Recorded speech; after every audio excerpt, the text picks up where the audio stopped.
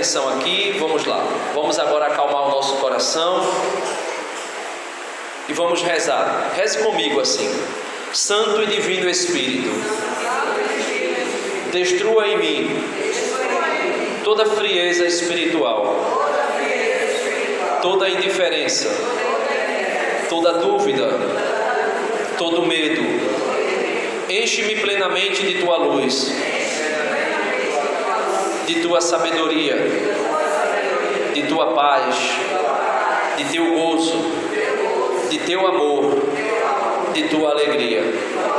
A ti, Divino Espírito, que és Deus e sempre nos acompanha, a ti seja a glória, o louvor, o poder e a adoração pelos séculos dos séculos. Amém. Então nós vamos meditar o Evangelho de hoje, mas antes do Evangelho, eu queria que a gente pudesse meditar, ou melhor, abrir essa partilha com a primeira carta de São João, capítulo 3, versículo 8, que vai dizer o seguinte. Primeira carta de São João, capítulo 3, versículo 8, que diz assim: aquele que comete o pecado é do diabo, porque o diabo é pecador desde o princípio. Para isto é que o Filho de Deus se manifestou. Para quê? Para destruir as obras do diabo.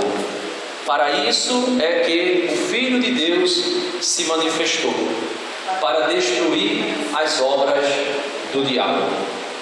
Jesus disse em outra ocasião que as obras do diabo é matar, roubar e destruir. Essa é a obra dele. E ele faz isso através do quê? Através do pecado. Através do pecado. São Paulo diz aos Romanos que o salário do pecado é a morte. O salário do pecado é a morte. E Satanás veio para roubar, matar e destruir. Com o pecado, ele rouba a nossa alegria. A gente fica cabisbaixo.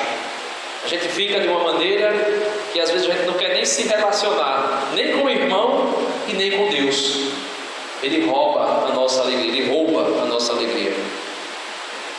Com o pecado, o diabo destrói a nossa comunhão com Deus, porque nada nos separa do amor de Deus que está em Cristo Jesus.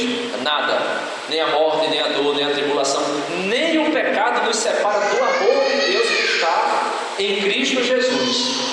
Porém, o pecado quebra a nossa comunhão com Deus. Adão e Eva estavam no jardim, viviam em comunhão com Deus. O pecado fez com que Deus os expulsasse do jardim.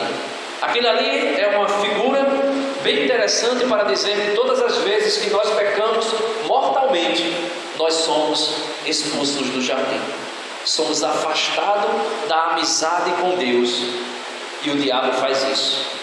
Ele destrói a nossa comunhão com Deus através do pecado. E como ele faz isso? Ele rouba, ele mata e ele destrói, destruindo em nós a esperança.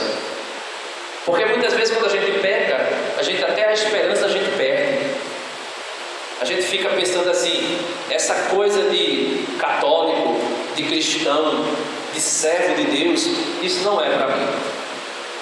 Não dá para mim. Eu vejo fulano é uma bênção, ciclano é uma maravilha, mas eu não consigo caminhar. Quando eu penso que não, já estou com a cara no chão. Já recebi um nocaute, né? Fui golpeado no queixo por Satanás e fui beijar a lona. Aí a gente às vezes pensa, não tem jeito para mim. Não tem jeito. Eu não consigo lidar com essa ideia de ser cristão. Porque o diabo vem fazer isso na nossa vida. Ele coloca a dúvida no nosso coração, ele coloca a tristeza no nosso coração, ele coloca o desânimo no nosso coração, e ele coloca a desesperança no nosso coração, a ponto da gente nem querer mais voltar a ter comunhão com Deus. É por isso que é uma luta para a gente sair de casa para ir até o confessionário. É uma luta. E quando a gente consegue chegar lá, a gente consegue dar um golpe no queixo de Satanás e jogar ele na lona, porque ele cai, né? Quando a gente se humilha, porque quando a gente se humilha, a gente faz o que Satanás jamais fez e jamais fará: se humilhar diante de Deus. E mais, se humilhar diante de Deus agindo por um homem pecador como nós. Aí Satanás não aguenta isso. Ele cheira a lona, ele cai. Por isso ele fica irado. Por isso ele tem tanta raiva de Nossa Senhora, por exemplo. Por quê? Porque o desejo dele é nos ver prostrado. São Pedro diz que todo aquele que volta a pecar, que cai de novo no pecado, é como uma porca lavada que voltou a se envolver na lama, ou como um cão que vomita e volta a comer o seu vômito. Veja que tristeza quando nós caímos. É porque a gente não consegue ver aquilo que o pecado gera na nossa alma. A gente não consegue enxergar. A gente não tem olhos espirituais aguçados ainda, e nem tem, por exemplo, um olfato espiritual aguçado ainda, que tem a capacidade de perceber o odor fétido, podre, que o pecado deixa na nossa alma.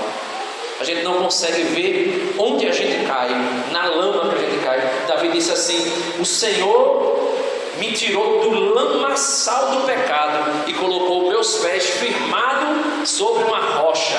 Essa rocha é Cristo, né? A gente não consegue ver esse lamaçal do pecado, mas existe esperança para nós. Existe uma grande alegria para nós. Existe um grande nome que está acima de todo nome, como foi cantado, que é poderoso, que é sublime, que é santo. É o nome de Jesus. E esse Jesus, no Evangelho de hoje, pega aí agora o Evangelho de hoje. No Evangelho de hoje, esse Jesus, que é a nossa esperança, que é a nossa alegria, que é aquele que em nós gera de novo a alegria, a esperança, o desejo de estar com Ele. Veja, o Evangelho de hoje diz assim: logo que saíram, Mateus 9:32, quem precisar se reencontrar aí, Mateus 9:32, logo que saíram, eis que lhes trouxeram um quê? Um endemoniado, que era o quê? Mudo. Trouxeram-lhe um endemoniado mudo. Então existia um homem que não falava, que era mudo. E esse homem, por não falar, não era uma questão natural, não era apenas uma doença, era uma enfermidade espiritual. Eu vou ler o restinho até o versículo 34, depois eu volto aqui, porque eu estou falando dessa diferença de doença e enfermidade espiritual. Veja, versículo 33. Vou repetir o 32. Logo que saíram, eis que lhes trouxeram um endemoniado mudo. Expulso o demônio, o mudo falou. A multidão ficou admirada e pôs-se a dizer: nunca se viu coisa semelhante em Israel. Os fariseus, porém, diziam: é pelo príncipe dos demônios que ele expulsa os demônios. Continuando a leitura, Jesus percorria todas as cidades e povoados, ensinando em suas sinagogas e pregando o evangelho do reino enquanto curava toda sorte de doenças e enfermidades. Então veja, existem as doenças e as enfermidades. Esse homem que era mudo, ele não era simplesmente doente, não era um problema que existia na sua biologia, né? Aqui na questão da fala, na traqueia, na língua, não era algo meramente biológico, não era apenas uma doença física, mas era uma enfermidade espiritual, que era somatizada sim no corpo, por isso causava a mudez, mas era uma doença na alma, era uma doença espiritual, era uma enfermidade, melhor dizendo, né? Porque a doença é uma e a enfermidade é outra. Era uma enfermidade espiritual. Só que Jesus é esse nome que nós cantamos, e vai dizer assim: Jesus expulsou o demônio, versículo 33, o mudo falou. Meus irmãos, quantos de nós muitas vezes estamos mudos e tem alguém que precisa ouvir falar sobre o nome mais poderoso, o nome mais sublime, o nome mais santo, e a gente não fala? A gente não fala por quê? Porque estamos, infelizmente, influenciados. Não vou dizer que nós estamos enfermos, mas pelo menos estamos influenciados por um demônio, por um espírito mau, que quer que a gente se cale. Só que Jesus disse: olha, se os homens, se os profetas, se as mulheres se calarem, as pedras falarão. Veja só, se nós nos calarmos, as pedras falarão. Não vai deixar de acontecer o projeto de Deus, ele vai acontecer. E quem são essas pedras? São aquelas pessoas que creem em Jesus, mas que estão fora da comunhão da igreja, e que falam de Jesus, às vezes até erroneamente, mas falam. E inclusive João, o discípulo amado, ficou sabendo de um grupo de pessoas que estavam curando no nome de Jesus, que estava pregando em nome de Jesus. E João disse assim: Senhor, ele não é dos nossos, eles não são dos nossos. O Senhor quer que a gente mande que eles se calem? Jesus disse: não, João, porque todo aquele que não é contra mim é a meu favor. Todo aquele que não espalha, ajunta. E é por isso que Jesus diz que se nós nos calarmos, as pedras falarão. Ou seja, aqueles que nem sequer seriam profetas, nem sequer seriam evangelistas, nem sequer seriam pregadores do Evangelho, nem sequer teriam coragem de falar de Jesus, mas Jesus usa essas pessoas porque elas se deixaram usar por Jesus, e a gente se calou. E Jesus, meus irmãos, tem esse poder de fazer os mudos falarem. Diga para você mesmo, aí no seu coração: Senhor, se eu estive mudo em algum momento da vida, cura-me, me faz falar do teu amor, daquilo que o Senhor já fez na minha vida, na minha história. Me faça dar testemunho de onde o Senhor me tirou e onde o Senhor me colocou.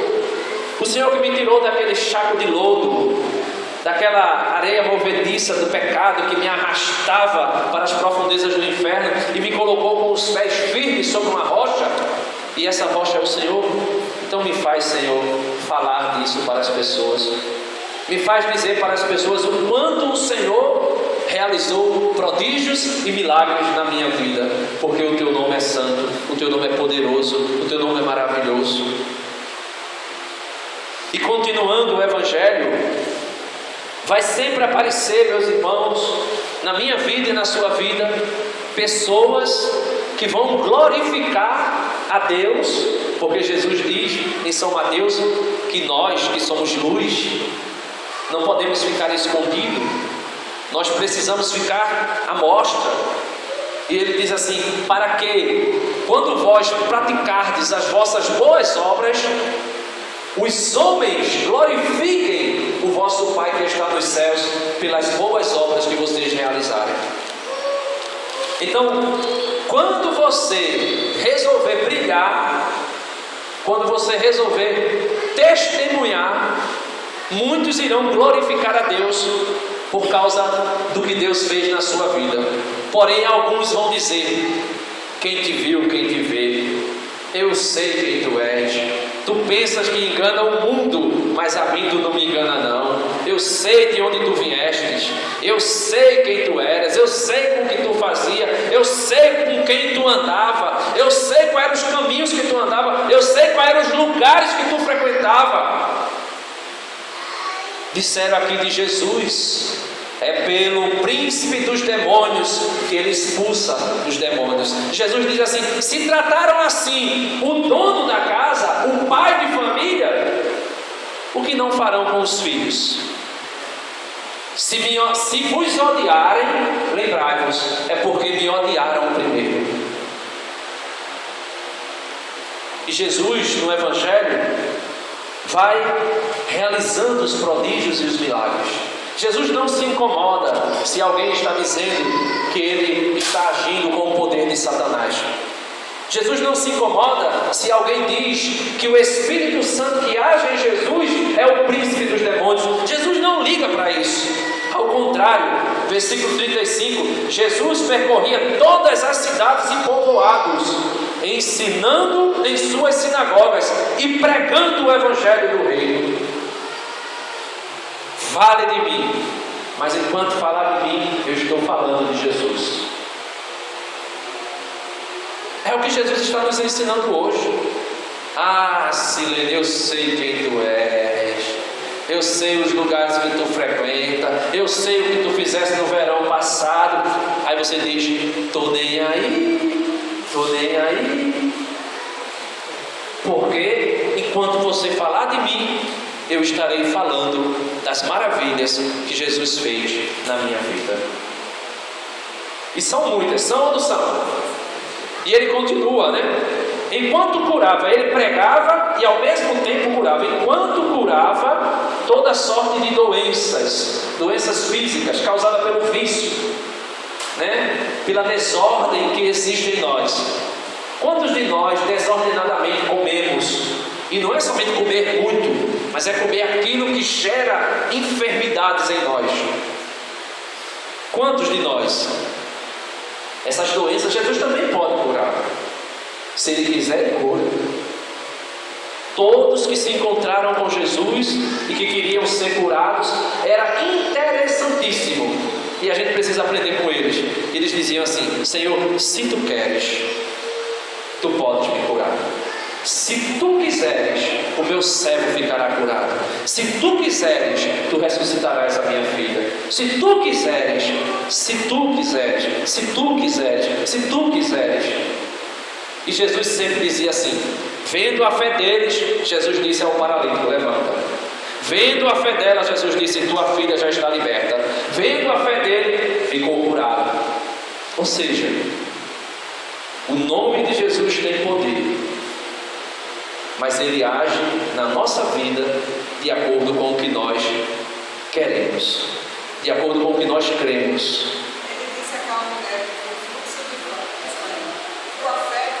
Tua fé te curou. E por que a fé dela curou ela? Porque ela disse: eu vou tocar, nem que seja na orla do manto dele, eu vou tocar. Eu vou tocar. Então, Jesus tem esse poder. Versículo 36. Ao ver a multidão, teve compaixão dela, porque estava cansada e abatida, como ovelhas sem pastor. Jesus disse: eu sou o bom pastor, conheço as minhas ovelhas e elas me conhecem. elas ouvem a minha voz e me seguem, e eu dou a minha vida por elas. E é isso que Jesus veio fazer: destruir as obras de Satanás com a sua vida. Não foi com um discurso bonito, não. Jesus pregava, mas não era só discurso bonito. Jesus anunciava, mas não era somente filosofia, era vida. Versículo, só para retomar aí, versículo 33. Expulso o demônio, o mudo falou. A multidão ficou admirada e pôs-se a dizer: nunca se viu coisa semelhante em Israel. Porque ele pregava como quem tem autoridade. E continuando, ele nos vê, meus irmãos, como ovelhas sem pastor. Zuleide, tu eras ovelha sem pastor. E Jesus disse: venha cá, minha filha, venha cá. E Zuleide ouviu a voz e disse sim, seguiu a Jesus. Silene, Denis, Cícero, Normanda, né? Todos nós aqui éramos como ovelhas sem pastor. E nós ouvimos a voz de Jesus, reconhecemos a voz dele e seguimos a ele. Às vezes umas ovelhas meio sem vergonha, que quer correr por ali, se afastando, que quer ir por um caminho que não é o caminho e acaba quebrando a perna, se machucando, se enchendo de carrapicho, de espinho, se ferindo. Só que mesmo que ele tenha 99 no aprisco, se ele lembrar que você não está lá, se ele vê que você não está lá, ele deixa 99 lá e vai atrás de mim e de você. Porque o seu nome é santo, o seu nome é poderoso, o seu nome é sublime. Ele é o bom pastor, que dá a vida pelas suas ovelhas. E concluindo, ele diz assim: então disse aos seus discípulos: você é discípula? Sim ou não? Você é discípulo? Então Jesus está dizendo para mim e para você nessa noite: olha a responsabilidade. Então disse aos seus discípulos: a colheita é grande, tem muita gente aí no mundo que precisa ser colhido para Jesus, mas pouco os operários. Olha quantos tem aqui. Faça uma comparação matemática bem boa. Olha a quantidade de gente que tem aqui e compare com a quantidade de gente que está lá fora dessa capela. Veja a diferença. Lá fora a colheita é grande, mas aqui dentro os operários são pouquíssimos. Aí Jesus nos ensina duas coisas: pedi, pois, ao Senhor da colheita que envie operário para a sua colheita. Ele diz: pedi ao dono da messe, ao dono da colheita, que envie operários para a colheita. E eu não vou ler, você pode ler em casa. No capítulo 10, um pouquinho mais abaixo, Jesus vai mandar os seus apóstolos em missão. E o versículo 8 é uma continuidade do que Jesus fez. Veja, o que Jesus fez, ele agora ordena que a sua igreja, que nós façamos o que ele fez. No versículo 8 do 10 diz assim: curai os doentes, ressuscitai os mortos. Necessariamente não precisa ser morto fisicamente, mas morto espiritualmente. E tem tantos aí fora. Purificai os leprosos, expulsai os demônios. Aí ele diz: de graça recebestes, de graça deveis dar. Então, meus irmãos, o que Jesus nos ensina hoje é isso: que ele veio destruir as obras de Satanás. Ele veio curar toda sorte de doença física e também de doenças e enfermidades espirituais que são somatizadas no nosso corpo e que revelam que tem alguma coisa errada na nossa alma, na nossa vida. Alguns criticaram ele por causa disso, alguns nos criticarão por causa disso. Só que ele disse que nós devemos fazer o que ele fez. E para isso devemos pedir companheiros, pessoas que pensem como nós, para trabalhar na messe do Senhor conosco. Amém? Louvado seja nosso Senhor Jesus Cristo. E a gente vai fazer bem breve, né, de uma maneira bem breve, aquela ressonância, né?